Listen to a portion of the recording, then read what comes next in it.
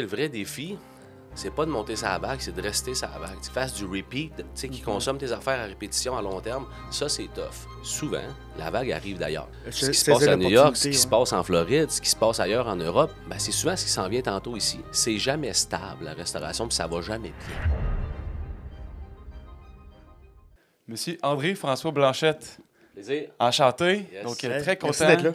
Bienvenue d'être au podcast La Boussole entrepreneuriale. Donc, très cool. J'avais tellement hâte de faire ce podcast-là parce que là, on commence à voir tes reels partout. Puis, tu es une personne qui est incroyable pour le fait d'être entrepreneur puis d'avoir vécu des hauts puis des bas puis de partager vraiment ta transparence sur les réseaux sociaux. Fait que, propriétaire du Shaker, Sugar Daddy, Holy Burger, Portofino, Bière et Frites, Les Vôtres, bref, plein d'autres entreprises. Je serais curieux d'avoir une petite présentation de toi de 2 minutes puis un fun fact surtout que le monde s'en fout.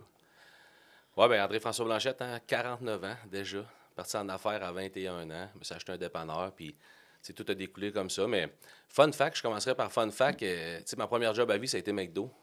Puis honnêtement, je pense que c'est la plus belle job que j'ai eue. Ah ouais. Moi, j'ai adoré ma job chez McDo. Pour vrai, c'était cool. J'avais 15 ans à ce moment-là. Puis c'est là que tu découvres c'est quoi une entreprise qui est structurée. Puis c'était pas laissé aller. Il n'y avait rien de botché dans les McDo. Même si tu recules de déjà 35 ans, 34 ans. Quand j'avais 15 ans, c'était super bien structuré. Puis ça m'impressionnait de voir comment on était encadré puis ça performait avec peu d'employés. T'sais. Fait que c'est là peut-être que le goût m'est venu de dire hey, moi, j'aimerais ça un jour être dans le business. Le goût de la business, je ne savais pas si c'était de la restauration à ce moment-là. Mais c'est là que ça m'a parti le goût de vouloir être en affaires. Fait que c'est là qu'on s'est parti à dépanneur en 96. Puis tout a découlé. Le 96, ça a été après ça ça a été long. Les premières années de ta première business, ben, c'est tough parce que tu génères pas beaucoup de cash flow puis tu n'as pas beaucoup d'argent pour réinvestir. Tu essaies juste d'arriver à break-even avec la première. Mais quand on s'est mis à pogner le dessus un peu, on faisait souvent des business entre. Mettons, l'été, on essayait une nouvelle à travers. On mettait 2 gars sur ça gang là-dessus. Puis on a fait à travers ça cigarettecover.com que je vous parlerai peut-être. Ou on a fait la location d'un Dodge Viper à court terme à un moment donné, que ça a fini avec un accident, perte totale, imagine-toi. Puis sinon, l'autre grosse business qu'on a faite, c'était Star Café en 2002 qu'on a parti, Star Bar en 2004, Tyzone en 2007. Puis là, tout a découlé. Là. Après ça, on a vendu Tyzone en 2013, Star Bar en 2015, puis là, blablabla. Je trouve ça intéressant. Moi, quand Sim m'a dit hey, j'aurais un invité, là, je m'en vais voir ça. Là, je fais tabac le propriétaire du Shaker. Puis là, je continue à checker. Hey, pas juste propriétaire du Shaker, c'est des choses qu'on sait pas. Tu as plein de business. Là.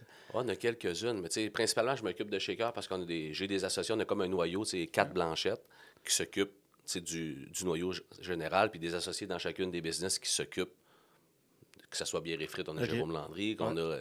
Fait que dans chaque business, il y a des opérateurs actionnaires aussi. Là. Cool. Puis, on n'a pas dit le sujet de l'épisode. Dans le fond, il va y avoir 2 épisodes avec toi. Le premier, en fait, ça va être les défis de la restauration au Québec parce que tu as plein de restos. Puis justement, on a eu Sébastien Battiello, puis il nous disait, je pense, justement, c'est toi qui disais, tu travailles sur des petites marges. C'est tough, crime, là. Puis j'étais vraiment curieux de savoir, mettons, c'est quoi un des défis que tu as vécu qui était vraiment difficile puis que tu as réussi à surmonter? Il y en a plusieurs. First, il y en a plusieurs, mais le vrai défi, c'est pas de monter sa vague, c'est de rester sa vague. Devenir populaire ou d'avoir un genre d'achalandage, que le monde tripe, avoir le hype, c'est pas si tough, la vérité. Ça prend juste un beau concept, un bon produit, puis les gens s'intéressent à vie, mais rester sa vague, que le monde fasse du repeat, qui consomme tes affaires à répétition à long terme, ça, c'est tough. Fait que c'est là qu'il faut que tu innoves, puis que tu cherches, tu écoutes ton client, tu cherches tout le temps à améliorer tes recettes, améliorer tes costs. Fait que le vrai défi, il est rester sa vague. C'est sûr que le vrai défi, c'est d'être rentable. La vérité, c'est que dans la restauration, c'est pas une joke que c'est tough. Les marges sont petites, puis ça prend du volume. Puis il y a plein de gens là, qui ont un restaurant, c'est des chefs opérateurs, propriétaires. Ils se tirent une belle paye, mais tout repose sur eux autres. Puis super belle business, j'admire ça au bout. Moi, je suis pas un chef cuisinier. Je pourrais avoir un restaurant, je veux pas nommer de nom, mais moi, je serais pas chef puis j'opérerais mon restaurant, puis tout a le mérite. Tu es plus dans l'opération, dans la gestion. Moi, je suis plus à la croissance du groupe, où est-ce qu'on s'en va, qu'est-ce qu'on achète, qu'est-ce qu'on vend. Ouais. Puis, j'ai pas les notions, moi, j'ai un super bon palais, mais je suis pas un chef de métier. Il y a des gens qui ont des restaurants, c'est des chefs, puis c'est correct, mais c'est dur à scaler, parce que tout repose sur eux.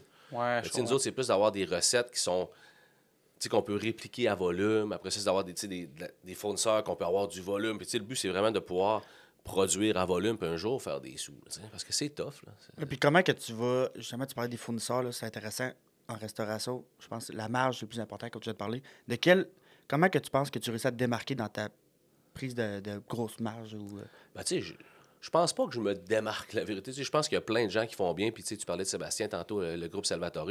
C'est incroyable ce qu'ils font. Tu sais, je veux dire, eux autres sont en train de donner une leçon à tout le monde. Tu sais, pour vrai, là, je veux dire, ils lead sur un méchant temps, tu sais, puis je les admire au bout. Fait, tu sais, je pense pas que je me démarque. Mais, tu sais, ce qu'on fait, c'est on fait juste travailler constamment sur toutes les priorités. Fait que il faut que les marges soient bonnes. Fait que, les marges soient bonnes, mais ça, c'est souvent, il faut que tu soulignes ta machine. T'sais, quand on arrivait avant la pandémie, on avait un beau chiffre d'affaires, les shakers, ça allait bien. La pandémie est arrivée, catastrophe totale. Les restaurants fermaient pendant 7 mois, on mettait tout le monde dehors, 600-700 employés. On rengageait ça 1 mois et demi après. Ça devait être tough. C'était l'enfer. On a creusé un méchant trou, la vérité, à ce moment-là. On est en train de s'en remettre là, des années plus tard. Puis ça a été tough pour vrai, parce que, il y avait de l'aide gouvernementale, mais l'aide était le 3/4 du temps, c'était un prêt. Avec des bons taux, mais un prêt, c'est un prêt pareil. Tu le dois, cet argent-là. Puis nous autres, on essayait d'accommoder le monde pareil, parce que ce qui arrivait à ce moment-là, je n'ai pas les chiffres exacts, mais je pense que dans la pandémie, genre, le gouvernement du Québec a engagé comme 70 000 personnes qui venaient du privé. Fait que, nous autres, on a plein de monde qu'on mettait dehors. On en mettait 700 dehors. Quand on rappelait le monde, il en restait 500. C'est ça, tu n'as plus 700 qui peut rentrer. Il y a 200 qui étaient partis travailler ailleurs. Là, il faut t'embaucher, là, il faut que tu formes. C'est pas juste de rengager tes gens, c'est des former à nouveau. C'était tough. Ça a été vraiment tough. Fait que ça a été une passe vraiment tough pour nous autres. On s'en sort bien malgré tout. Puis il y en a d'autres qui se démarquent et qui s'en sortent bien. On voit justement que Salvatore, les autres, c'est incroyable. Mais on a un pays différent. Les autres sont sur un pays de fou. Moi, on est plus sur 2-3 restaurants par année. J'ai pas la capacité, j'ai pas l'équipe, j'ai pas le vouloir de faire de me rendre à 500 restaurants en 4 ans. Les autres s'en vont dans les nationales. C'est dans les détails aussi. J'ai vu ton vidéo où tu disais que même dans la prise de décision de créer une assiette, il faut que les produits qui rentrent dans l'assiette soient du volume, parce que ça roule dans un frigidaire de restaurant. Dans chaque décision que tu prends dans ta business, il faut que tu penses à ta marge dans la restauration. Tu as fait une vidéo il n'y a pas long que il fallait que tu ailles gratter des scènes le plus possible dans la restauration. Ah oui. Qu'est-ce qui te motive dans une business comme ça? Le but, c'est de faire des scènes. La base, pour nous autres, comment ça a été, à un moment donné, c'est de dire qu'il faut créer le volume. Un coup, tu as du volume. Si tu as un restaurant où tu as une business qui vend 100 000 par année, c'est impossible qu'il va faire plus que 100 000 de profit avant 100 000. Si tu as une business qui vend 100 millions, mais là, il peut en rester à quelque part. Fait que le but, ça a été pour nous autres de créer un volume de vente. OK. On s'est dit, à la base, moi, j'ai jamais cherché le profit au point de départ. Si tu cherches le profit au point de départ, ça va être tough pour mon type d'entreprise à moi. Fait qu'on s'est dit, on va créer du volume. Shaker qui est rendu à 70 millions de chiffre d'affaires, mettons. Mais si je réussis à sauver 1 aujourd'hui, c'est 700 000 de profit. Là. OK. Puis 1 sur le staff, ça se fait. 1 sur la bouffe, ça se fait. Puis ça l'a roulé pendant quelques années. Sûrement que là, ton 1 là, comme tu dis, pas au départ, mais après 5, 6 ans, OK, là, je peux aller chercher ce pourcentage-là. Exact. Fait que c'est là que, au point de départ, c'est créons le volume. Puis après ça, linons la machine. Fait que, si tu essaies juste d'aller chercher dans la poche des clients, ça ne marche pas. Oui, tu peux monter des prix des fois. Oui, tu peux réduire des quantités, oui. Mais si tu squeezes 1 à ton fournisseur, là, tu vas chercher de l'argent vite. Puis comment tu peux squeezer un fournisseur? C'est avec du volume. Si tu y achètes 100 000 par année ou tu y achètes 10 millions par année, c'est différent. Fait que c'est là que ça se passe pour nous autres, c'est de créer du volume. Puis quand on a le volume de créer, on essaie de squeezer de 1 là, 0,5 là, 0,2 là, 0,1 là. Mais 0,1 sur 70 millions, c'est 70 000. Ouais, c'est bon. Comment tu as justement créé le volume? Comment vous êtes fait connaître? C'est-tu dans votre stratégie marketing? C'est quoi que vous avez mis en place pour... Je pense qu'il y a plusieurs ingrédients à une bonne recette. Là. Un des ingrédients, c'est officiellement des bons spots. On est quand même un commerce que les gens fréquentent. Il faut que tu sois sur le chemin, il faut que tu sois à proximité. Je veux dire, on n'est pas une destination tant que ça. Il y a des gens comme la Tanière qui ont déjà été loin, c'est parfait, là. Des commerces du genre. Mais moi, je peux pas être dans le fond d'un rang et espérer que les gens se rendent chez nous. Il faut que je sois proche, à proximité des noyaux d'étudiants ou de la ville ou d'un centre-ville. Un des ingrédients, c'est officiellement la location. Après ça, c'est d'avoir un offre qui répond à la masse. Ça a été le choix de Shaker, d'offrir un produit qui répond à la masse. Nous autres, on n'est pas nichés. On fait des tartares, mais tu verras jamais un tartare de bison chez nous ou un tartare de sanglier. Pas que c'est pas bon. Je laisse ça à des gens qui sont nichés, haut de gamme pour les épicuriens. Chez nous, c'est 18,45. C'est l'ambiance. Oui, puis l'ambiance fait partie de l'équation officiellement. L'ambiance, des recettes pour la masse, des ingrédients simples mais bien agencés, une bonne localisation, une bonne publicité. C'est sûr que le marketing, il compte vraiment. C'est vraiment important aujourd'hui. Fait que, tu sais, ça prend un bon mix média. Ouais. Toi, cette vision marketing-là, tu l'avais. Parce que tu disais tantôt que c'était relativement facile pour toi de créer une hype, une vague. Mais tu sais, pour d'autres, ça peut être difficile. Toi, comment que cette vision-là, ça se vient naturellement? Tu as travaillé Ben, fort tu là-dessus? sais, la vérité, je pense que quand tu es entrepreneur et vous devez vivre un peu, tu sais, c'est que tu penses à ça tout le temps. Là. Ouais. Tu sais, je veux dire, tu te lèves, tu te couches, tu vis en pensant. Moi, je peux pas rentrer à quelque part puis tu sais, de pas me dire comment ça a coûté, comment ça vend, comment ça génère. C'est une maladie, tu sais, à un moment donné, de tout le temps penser à ça. Fait que, tu sais, c'est un peu d'écouter c'est quoi la demande. Puis souvent, la vague arrive d'ailleurs. C'est à nous autres d'être allumés, je veux dire.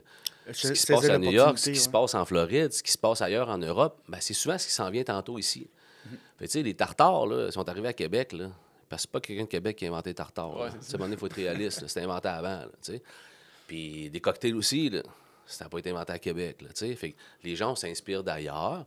Fait que souvent, c'est de s'inspirer de ce qui pogne ailleurs, puis juste d'essayer de l'améliorer à ta façon, ou de donner, tu sais, un peu de ta saveur ou ta note à toi, mais... Oui, parce que la culture québécoise est quand même différente aussi. Fait que l'adapter à la culture. Exact. Tu l'adaptes au monde d'ici, puis après ça, c'est juste d'y croire, là. Tu sais, à un moment donné, tu sais, je dis souvent, c'est quoi ton plan B, tu sais? Puis le gars dit, hey, mon plan B, c'est ça, ben mauvaise nouvelle, le plan B, ça marche pas. C'est un plan A qui marche, ça prend. Parce que si tu as un plan B, tu vas le faire, mais que ton plan A soit trop tough. Ouais. Fait, tu sais, moi, on prend un plan A, on fonce dedans, on baisse le casque, puis on lâche pas. Tu sais, si tu as un plan B, c'est bien trop facile de lâcher, de dire, je vais prendre l'autre option. Fait, tu sais, nous autres, quand on fait quelque chose, ben, on y croit, puis après ça, on s'adapte. Mais il n'y a jamais un plan qu'on a parti ou un restaurant qu'on a parti qui est encore comme qui était au point de départ. Tu sais, à un moment donné, il faut que tu passes à l'action. Souvent, on dit aux gens, je dis à mes chums, ben, là, il faut le faire.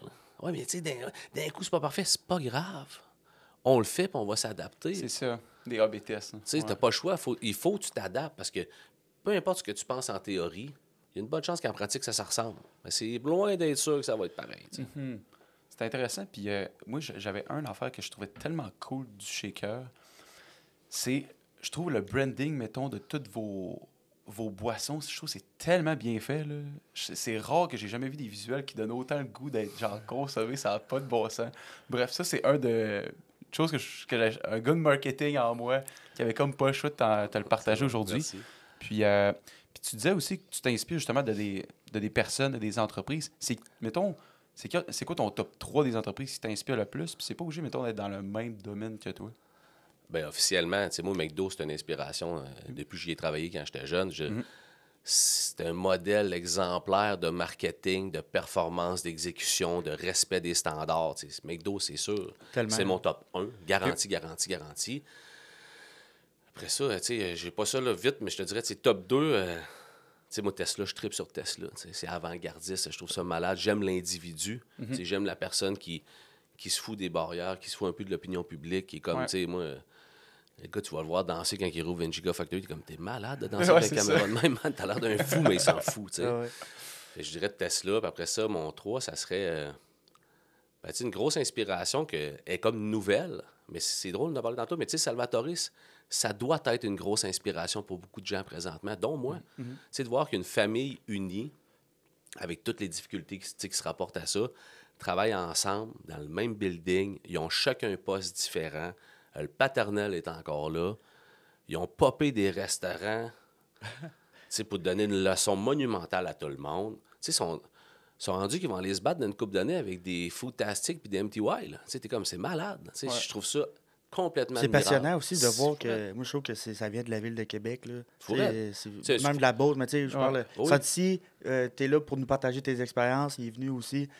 des entrepreneurs comme ça, comme tu dis, quand tu partages aux autres, ça peut que marcher. Oui, puis tu sais, il faut pas être jaloux. Tu sais, le Québécois moyen est tellement jaloux. Tu sais, moi, je suis pas jaloux de Salvatore, j'admire ce qu'ils font en Paciello, c'est malade. Tu sais, fait que arrêtons d'envier les gens qui font mieux que nous autres. Mais je pense pas que les entrepreneurs qui réussissent, c'est du monde jaloux. Tu peux pas, pas être jaloux et réussir. À la base, j'espère que non. En tout cas, non, je pense pas, honnêtement. Mais tu sais, fait que troisième, je dirais carrément Salvatore, dernièrement, que je me dis, waouh, je les ai vus popper eux autres. Tu sais, c'est malade ce qu'ils ont fait. Très hot. D'après moi, tu dois être dans le top 3 de beaucoup de personnes aussi. Bon, si c'est le cas, tant mieux, mais tu sais, regarde, il y a tellement plus gros que nous autres. T'sais, on est petits pareil au bout de la ligne quand tu vois ça. T'sais, on a un certain succès, mais tu sais, la réussite, il y en a beaucoup qui sont behind the scenes qu'on voit pas, puis c'est des réussites totales. Ouais. Souvent, ce qu'on voit, c'est la réussite des gens qui vendent aux citoyens. Mais tu sais, il y a d'autres layers en haut que le monde font du gros cash qu'on sait même pas. Là, je comprends.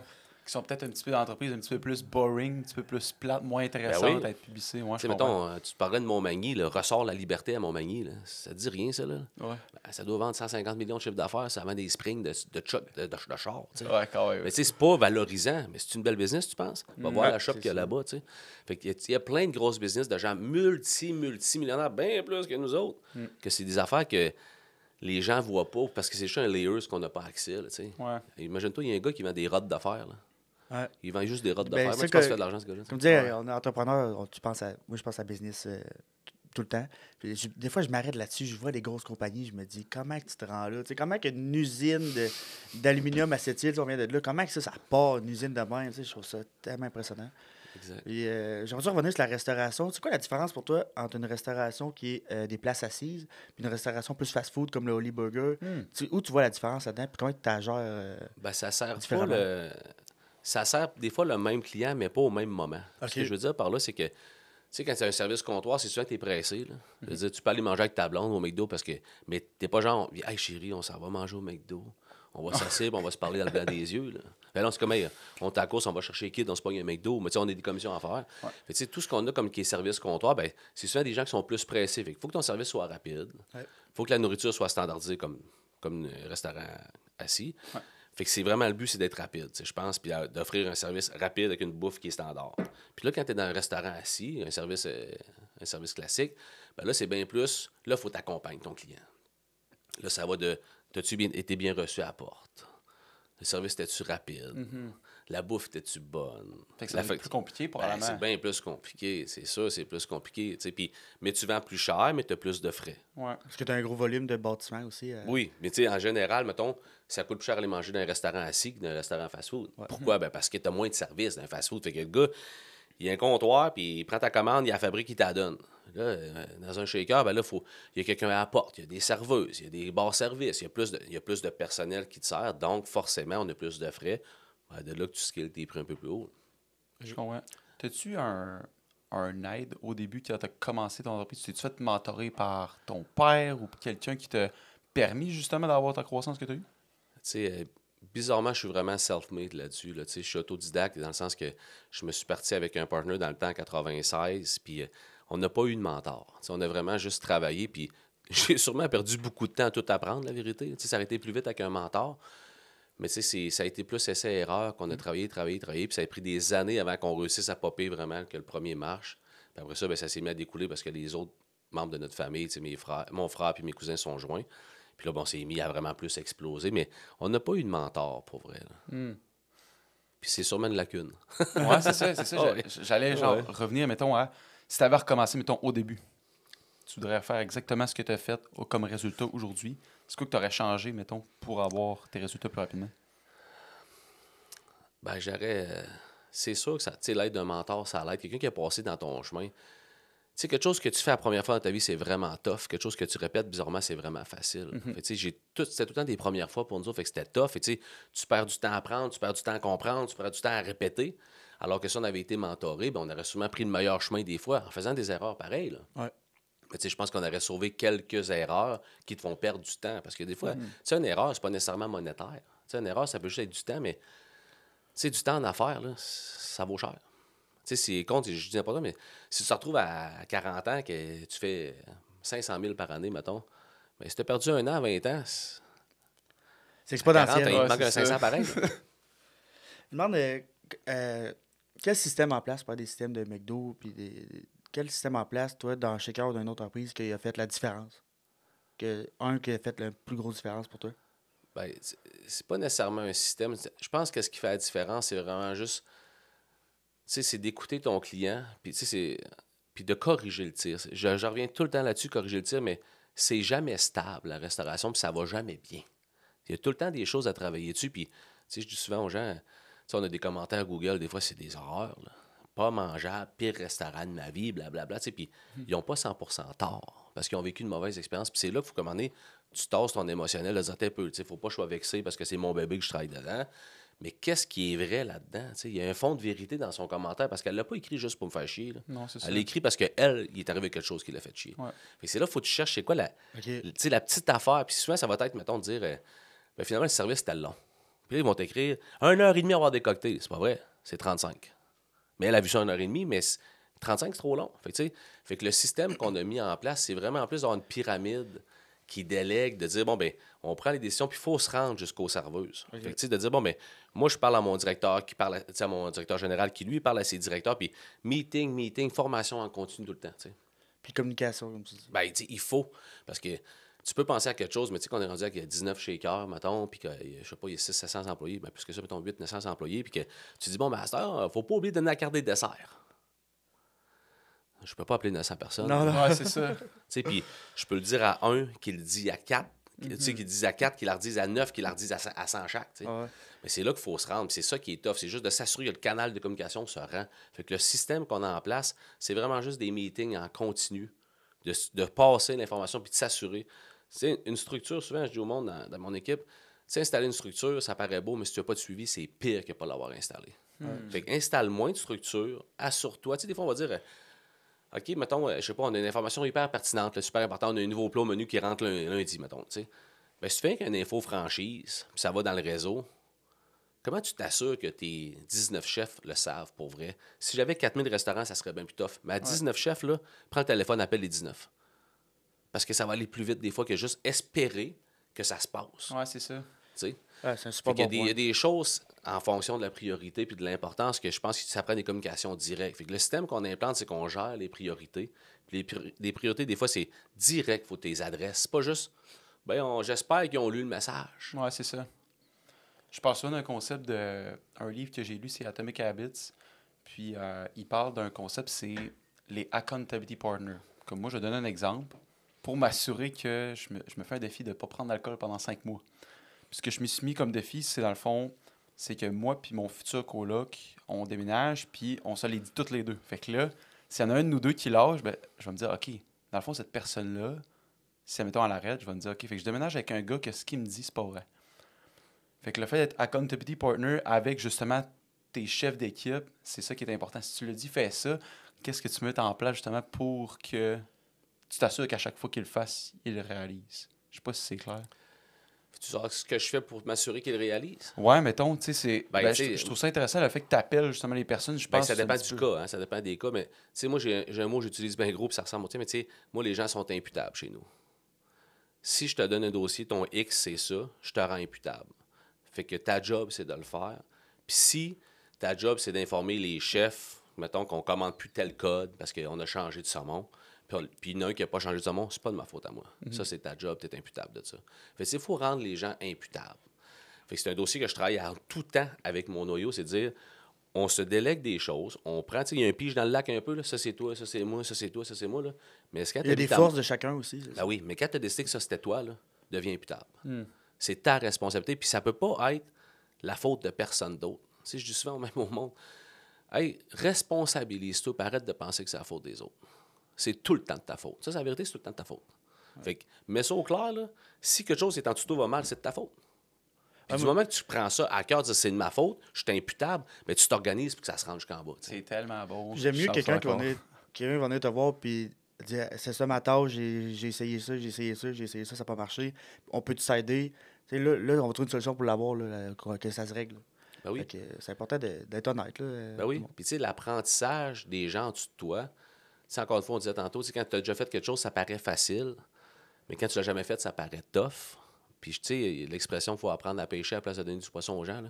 Ben, tu sais, ça vient que des erreurs. Fait que, tu sais, moi, souvent, les gens en dessous de moi, je leur délègue des tâches ou la personne délègue des tâches en dessous de moi. Ouais.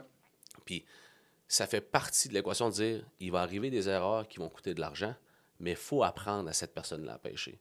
Fait que, tu sais, souvent, quand je dis, mettons, on va faire telle affaire, puis là, mon directeur va me dire ah, mais je m'en occupe-tu? Non, laisse celle en dessous de toi le faire, mais qu'elle fasse une erreur, va t'asseoir avec, puis explique-y, puis qu'elle t'explique pourquoi elle a fait l'erreur, qu'est-ce qu'elle voit maintenant, parce qu'il faut y apprendre. Si tu fais quelque chose à la place de quelqu'un, jamais qu'il va l'apprendre. 100%. Puis l'apprentissage, ça passe par l'erreur, tu sais. Super bon point, parce que je pense que tu engages aussi des personnes pour leurs compétences, pour leurs forces. Fait qu'il faut quand même que tu y fasses confiance Absolument. pour la raison que tu l'as engagée. Puis après ça, de la former pour qu'elle ait les meilleurs outils pour le faire. Puis après ça, ben, fais tes tests. Exact. Puis, Puis c'est de là que ça vient l'imputabilité. Tu sais, que je dis des fois au monde, ben, fais tes choses, tu fais une erreur, viens, on s'assit. Je suis pas fâché, mais explique-moi pourquoi. Si son raisonnement est complètement débile, ben, tu n'es peut-être pas la bonne personne. C'est ça. Mais ça se peut que tu avais des paramètres au moment que tu as pris ta décision qui justifiaient ta décision, puis c'est une erreur.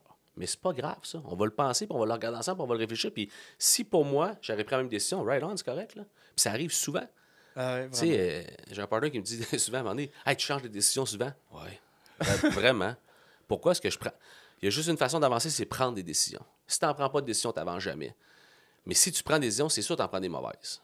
Puis si tu en prends des mauvaises, ben, c'est parce que peut-être que tu n'avais pas assez de paramètres à ce moment-là, mais il fallait que je la prenne pareil.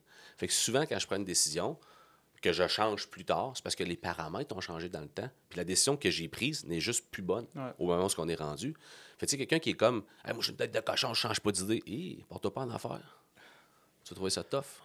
Je suis 100% d'accord. Tu parlais tantôt de ton équipe, puis s'assurer justement que les bonnes personnes travaillent aux bons endroits. Comment tu fais pour engager des personnes que tu sais que, en tout cas, il y a le plus de chances possible que ça soit vraiment son poste idéal? Ben, c'est une des affaires les plus tough. Hein. C'est sûr, c'est tough. Puis, tu sais, mon plus gros paramètre à moi que j'analyse, c'est l'attitude et non l'aptitude. Tu sais, des gens qui ont de l'aptitude, c'est des gens qui ont l'expérience de ton domaine, qui connaissent qu'est-ce que tu as besoin, blablabla. Puis l'attitude, c'est quelqu'un d'agréable, qui a envie d'apprendre, qui comprend que c'est pas lui le boss, mais qui va avoir des dossiers à gérer, qui va être imputable. Fait que souvent, j'engage plus de l'attitude que de l'aptitude. J'ai l'impression, c'est mon opinion à moi, que de l'aptitude, ça s'apprend. C'est ça, j'allais dire, ça s'apprend. De l'attitude, c'est tough à changer. Fait que, tu sais, quelqu'un qui a une super aptitude, mais qui n'a pas d'attitude, ben ça, c'est le cancer que tu rentres chez vous. Okay. Parce que lui, il va se mettre à détruire tout le monde autour. Parce que le monde va dire, ah, lui, il est bon, mais il m'énerve, il est pas fin. Puis là, il se met à avoir des bad mouths autour de lui. Puis ça, c'est pas cool. Ça va détruire ton ambiance, ton équipe. Puis il faut pas ça. C'est des équipes. En restauration, c'est des équipes. Ben oui, tout le monde travaille en team, pareil, au bout de la ligne. Fait, le plus important pour moi, c'est d'engager des gens qui ont des super belles attitudes. Faut pas des greens. Tu veux pas des personnes qui connaissent rien de ton domaine. Mais tu sais, à compétence égale ou un peu moins, quelqu'un qui a une super attitude, tu sais, quelqu'un qui arrive qui a la main molle, qui sert la main molle, moi, ça marche pas. T'arrives, quelqu'un qui arrive, puis il dit salut, mais son sourire, il est forcé comme, hey man, faut-tu sourire dans la vie, là? Tu sais, moi, je rentre dans mon restaurant, je dis salut à mes plongeurs, là, hey, comment ça va matin? C'est important, tu sais. Fait que l'attitude, c'est première qualité que je vérifie chez quelqu'un que j'engage. Oh, super de belles questions. Fait que c'est beaucoup au niveau des valeurs, en fait. Là. Ben oui, puis tu sais, tu te rends compte, plus que tu grandis dans l'entreprise, parce que si tu es plongeur, pas besoin de tant d'attitude. Ni d'aptitude, d'ailleurs. C'est plate, mais c'est ça. Ouais. Mais plus que tu montes dans les positions de gestionnaire, bien, de la gestion, c'est beaucoup de la psychologie que tu fais. Hein? De la gestion, c'est tu enlignes des équipes, tu contrôles du monde, tu donnes des missions, tu donnes des tâches, tu t'assures que, ben si tu n'as pas de tact, tu ne sais pas parler au monde, tu as l'air narcissique, tu as l'air condescendant, mais tu n'écouteras pas ton boss s'il a l'air condescendant. Fait comment tu as de monde que tu connais qui te disent, mettons, hey, moi, mon boss, il m'énerve, quand il me parle, il me fait chier. Ben, tu n'as pas envie de travailler pour cette personne-là. Fait que, c'est dur. Tu travailles moins bien que ton potentiel. C'est dur de performer pour quelqu'un que tu n'aimes pas. Ouais. Alors que si tu aimes la personne, tu donnerais bien plus un coup de main à ton chum qu'un gars que tu connais pas. Pourquoi? Parce que c'est ton chum. Tu le respectes, tu l'aimes. Mais... Puis, serveur, puis le monde qui font les cocktails chez vous aussi, c'est quand même un métier de performance. Il faut qu'il goal. Ben, on est à volume. Fait que, nous autres, ça roule, ça goal. Il y en a de l'opération à faire. C'est pas tout dans la finesse, nous autres, c'est plus dans le volume. Là. Cool. Hey, on a fait le tour pour cet épisode-là. C'était vraiment intéressant, des belles questions. T'avais-tu le défi pour... Ouais, le défi au public. Ça, je trouve ça le fun de terminer là-dessus parce que c'est bien beau d'écouter un podcast, mais si on passe pas à l'action, je trouve que tu écoutes quelque chose, mais tu perds ton temps au final. Fait que là, on donne un défi. Vous avez une tâche que vous remettez tout le temps à plus tard. Je sais c'est quoi que tu penses. Là. Moi aussi, je le sais, puis j'en ai aussi que je remets au lendemain. Mais prenez un 5 minutes, puis faites-le. Puis si ça prendra 1 heure, ça prendra 1 heure. Mais la tâche, justement, que tu repousses souvent est peut-être importante, fait que fais-la. Donc, petit défi pour aujourd'hui. Donc, premier épisode fait avec Monsieur Shaker en personne. Donc, merci beaucoup. On se retrouve pour la deuxième épisode après ça. Donc, merci beaucoup d'avoir écouté. Merci beaucoup. Merci.